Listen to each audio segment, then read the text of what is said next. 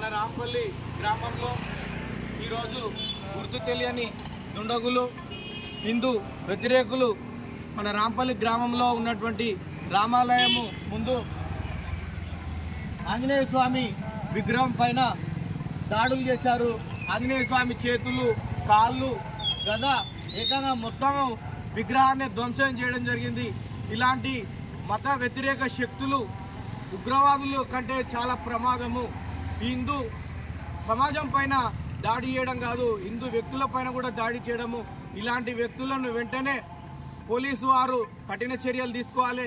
లేదు పక్షంలో హిందూ సమాజం అంతా ఏకమై మరి కొద్దిసేపట్లో హిందూ సమాజ సంఘ సభ్యులందరూ కూడా మా రాంపల్లి గ్రామంలోని మహిళలు, యువకులు, పెద్దలు ప్రతి ఒక్కరు కూడా కదిలి వస్తున్నారు.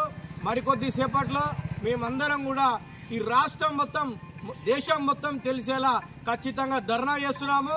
ఈ దాడిని ఖచ్చితంగా ఖండిస్తా ఉన్నాము. జై శ్రీరామ్, జై శ్రీరామ్, జై శ్రీరామ్, జై శ్రీరామ్, జై శ్రీరామ్.